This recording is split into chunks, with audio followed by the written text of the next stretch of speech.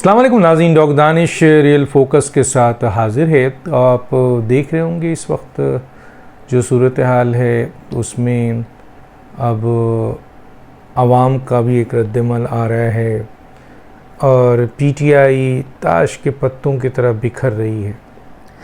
अच्छा, ये इल्ज़ाम लगाते हैं कि जो दबाव के तहत इतनी इस तरह नहीं होता है दबाव भी होता है, लेकिन जिस तरीके से ये पार्टी के रहनुमा पीटीआई के अपनी वाबस्तगी ख़त्म कर रहे हैं, इसमें से वो उनसुर बहुत बड़ा है। मैं बताऊं आपको, वो है वन मैन शो, वो है तंजीम ना बनने की वजह और one man show. Imran Khan से लोग बहुत नाराज़ थे, सख्त नफ़रत करते थे पीटीआई के लोग भी, लेकिन उनको भी एक ख़याल था कि हम इस जमात में हैं, दूसरी जमात के रास्ते उनके लिए बंद हैं। और इमरान खान मीडिया में, सोशल मीडिया को उसने कंट्रोल किया हुआ है। कोई निकलता है तो सोशल मीडिया में उसकी पूरी फैमिली की धज्जियाँ बिखेर दी जाती हैं, कोई अपोज़ करता है तो उसकी फैमिली की उसकी धज्जियाँ बिखेर दी जाती हैं। फिर इमरान खान उस इलाके में मौजूद अपने शरपसंदों से उसके घर पे हमला करवाता है, गालियाँ बकवाते हैं, पता नहीं क्या कुछ करते हैं। तो इसलिए एक वजह, और दूसरा ये इम्पैक्ट भी था जो सोशल मीडिया से सामने आ रहा था, जो अब पता चल गया है कि नीचे बिल्कुल एक फूला हुआ गुब्बारा था। अब ये नज़र आ गया है कि इमरान खान साहब का एक तासुर था कि जनाब पीटीआई 2/3 मेजॉरिटी से जीतेगी। आवाम की एक बहुत बड़ी तादाद पीटीआई के साथ खड़ी है। पीटीआई का जो साथ छोड़ेगा वो उसका सियासत ख़त्म हो जाएगी, उसको कोई वोट नहीं देगा। दूसरी तरफ उनके दरवाजे बंद हैं जो मुख्तलिफ सियासी जमातें हैं। तो इस बुनियाद पर वो बेचारे, बहुत बड़ी तादाद में जो लोग पीटीआई के लीडर थे, जो इमरान खान की पॉलिसी से इख्तलाफ भी रखते थे और ख़ास तौर पे पाकिस्तान के ख़िलाफ़, और जो उन्होंने पूरा एक बयानिया बनाया पिछले दिनों, और फिर फ़ौज के ख़िलाफ़, जो फ़ौज के ख़िलाफ़ इमरान खान साहब का पूरा एजेंडा था, उसके बहुत ख़िलाफ़ थे लोग। और मेरा ख़्याल है चंद लोगों ने, कहते हैं, हमने बोलने की कोशिश की, लेकिन जितना मैं इमरान खान को जानता हूँ, जितना इन लोगों को जानता हूँ, इनमें किसी में जुर्रत नहीं थी माँ सवाए 2-1-3 लोगों की, जिन्होंने इमरान खान के सामने ये रखा होगा कि आपकी पॉलिसी गलत है, आपका ये जो आपने जो अपना हिकमत अमली बनाई हुई है वो बहुत ही गलत है, इससे पार्टी डैमेज होगी, सब डैमेज होंगे।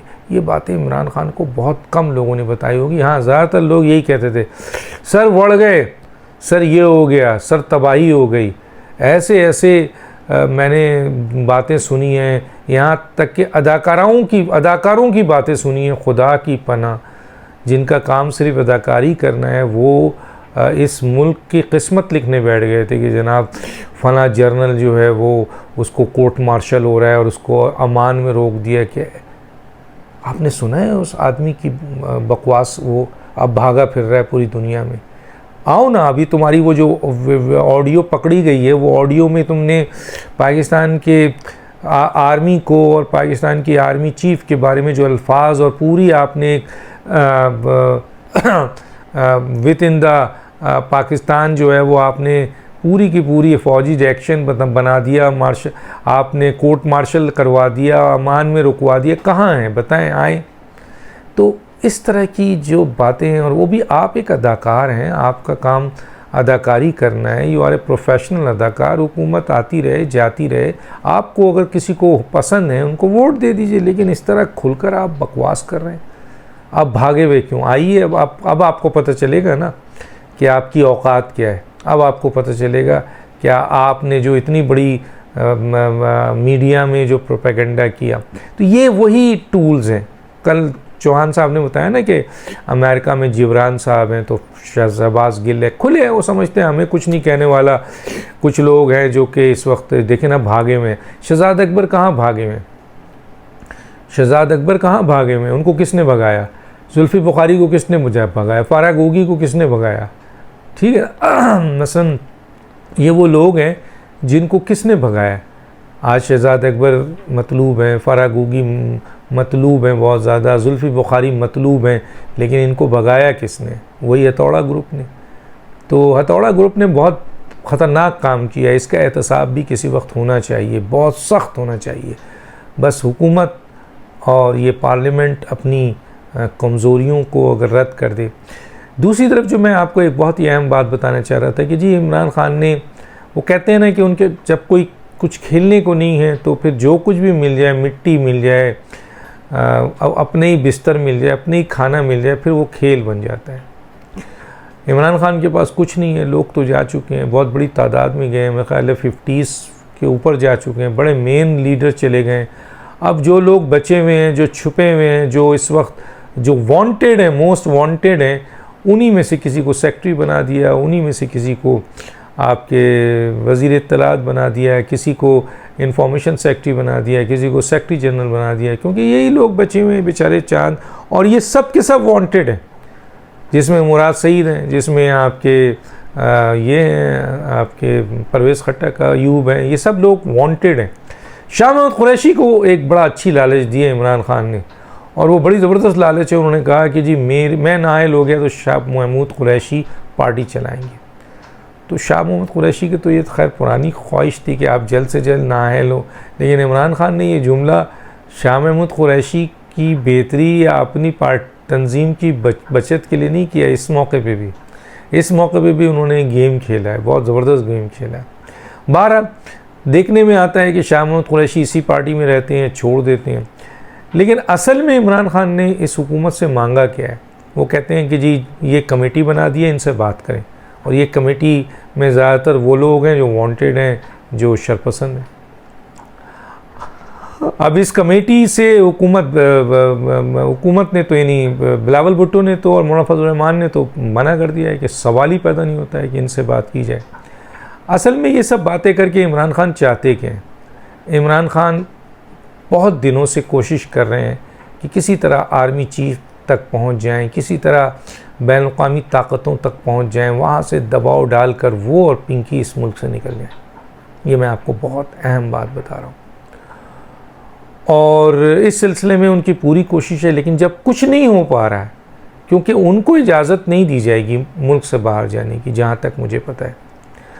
पिंकी पिरनी ने अपना पूरा अमल किया है, बहुत बड़े बड़े अमल किए हैं बकौल एक करीब तरीन आदमी के, कि उन्होंने इमरान खान को महफूज करने, दोबारा वज़ीर आज़म बनाने और आर्मी के ख़िलाफ़ और बहुत सारे लोगों के ख़िलाफ़ बहुत बड़े बड़े अमल हुए हैं, लेकिन वो सब अमल उल्टे पड़ गए और सब गले में पड़ गए। इमरान खान और पिंकी पिरनी को, जहाँ तक मुझे इत्तलात है, नहीं भेजा जाएगा। तो अब उनका ठिकाना जेल है, उनको ही पता है, तभी वो कह रहे हैं मैं नाअहल हूँगा। नाअहल नहीं, अब जेल भी जाएंगे। अब एक बड़ी इस्तीफ़े आ रहे हैं, उनमें एक इस्तीफ़ा बहुत ही इम्पोर्टेंट है जो आने वाला है, बल्कि वो इस्तीफ़ा चल चुका है, पाइपलाइन से गुज़र रहा है और एक जगह पे किसी ने रोक दिया है, वरना वो तो इस्तीफ़ा दे चुके हैं। अब आप बोलेंगे कौन? और वो हैं सदर पाकिस्तान आरिफ अलवी।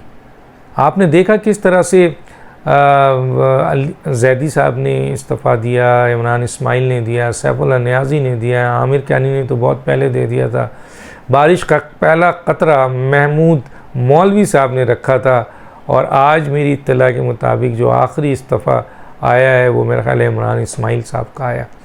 तो एक बहुत बड़ी तादाद पीटीआई के लोगों की जो है वो जा चुकी है, उसमें लोटे भी हैं और उनके एक्चुअल लोग भी हैं, एक्चुअल पीटीआई में जिन्होंने अपना किरदार अदा किया था वो भी इसमें मौजूद हैं। तो बहुत बड़ी तादाद छूट चुकी है।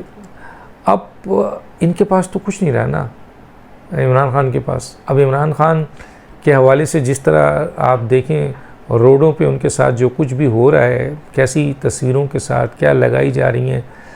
कुछ दिनों पहले तो ये तकब्बुर में ये शख्स खुदा बना बैठा हुआ था, नौज़ुबिल्लाह, और अपने ही लोगों को ज़लील व ख्वार कर रहा था, और आज वो अपने लोगों को कॉल मसलन बुलाना चाहते हैं, वो बुला नहीं सकते। एक बड़ी न्यूज़ चल रही है। अब उस न्यूज़ की हकीकत अभी तक कोई देने को तैयार नहीं है सॉलिड, कि इमरान खान साहब की इन करतूतों की बुनियाद पे जिस पे वो मुल्क के लिए ख़तरा पैदा कर रहे हैं और गलत जो है वो इंटरव्यू दे रहे हैं मुल्क की। और ये मैं बता चुका था अपने ट्वीट्स में कि इमरान खान साहब को फौरी तौर पर मीडिया से क्लोज़ किया जाए, यानी उनको नज़रबंद किया जाए, या कम से कम उनकी मीडिया टॉक्स को रोका जाए, क्योंकि वो मुकम्मल तौर पर इस मुल्क के ख़िलाफ़ बात कर रहे हैं, फ़ौज के ख़िलाफ़ बात कर रहे हैं, सिपह सालार के ख़िलाफ़ बात कर रहे हैं। तो अब ये न्यूज़ है कि शायद इमरान ख़ान को वहीं जमा पार के ही महदूद कर दिया जाए, और उनका फिर कोई मीडिया से कोई ताल्लुक़ नहीं, किसी बंदे से कोई ताल्लुक़ नहीं। अभी तो उन्होंने मीटिंग की है जल्दी में, लेकिन कोई वो नहीं, और वो वहाँ पर उनको हिसार में ले लिया जाए। और इस वक्त की ज़रूरत है, और उनका जो केस हो तो उसमें उनको पेश किया जाए और पूरी सिक्योरिटी दी जाए। ये अभी तक मैंने बात सुनी है, देखते हैं इसकी भी इत्तलात जल्द आ जाएंगी। तो बज़ाहिर इस वक्त जो सूरत हाल है वो ये है कि इमरान ख़ान साहब, अगर आप आज ये कहें कि मैं जी आपको सेफ़ पैसेज दिला सकता हूँ, इमरान ख़ान आपके घर पहुँच जाएंगे। यानी घर पहुँचने से मुराद है इमरान ख़ान आपको सर पर बैठा लेंगे। क्यों? क्योंकि इमरान ख़ान की बहुत कहेंगे वो ज़रूर कि मैं तो, आप लोग मुझे जो हवाई जो लिस्ट से बैन कर रहे हैं कि हम सफ़र नहीं कर सकते, मैं तो जाना नहीं चाहता। हालांकि अंदर की बात मैं बता रहा हूँ, इमरान ख़ान साहब और उनकी बेगम को पता है कि अहम तरीन केसेस में उनकी जान छूटने वाली नहीं है, और अब तो किसी भी सूरत में। हालांकि उनके सहूलतकार अभी तक मौजूद हैं, लेकिन ये सहूलतकारी भी अपनी आखिरी दम ले रही है, क्योंकि बहुत जल्दी इनका मेन सहूलतकार जब जाएगा तो बाकी लोगों के परख्चे उड़ेंगे। देखिएगा आप किस तरह से ये फटेगा ये सिलसिला भी। तो उसके बाद इमरान ख़ान साहब को एक हो गया है ना, अभी तो अफजल शाही जो हैं वो कोर्ट मार्शल होंगे, यानी उनको फ़ौजी अदालत के तहत। तो फिर क्या होगा, अभी सोचिए क्या हो रहा होगा वहाँ पे। मैं अभी उस पर किसी वक्त अंदर की एक बात आपको बताऊँगा। तो इस वक्त इमरान ख़ान साहब को पता है कि अगर मैं निकल गया तो मैं बच गया। कभी कहते हैं मुझे जान से मार देंगे, याद रखो अभी पिछले दिनों कहा कि मुझे जान से मार देंगे। हालांकि ये ड्रामा सामने आ चुका है कि उनको एक गोली भी नहीं लगी थी, एक गोली भी। तो अब ये भी पता है कि उनको पैरानॉइड डिलीजन है, मेंटल डिसऑर्डर है। अब तो डॉक्टरों ने स्टैंप लगा दिया है। बाकी उनसे बड़ा झूठा मक्कार और आप ये कहना चाहिए कि मुनाफिक जो वो बोलते हैं, उसमें किसी बात पे आप यकीन नहीं कर सकते उस शख्स की।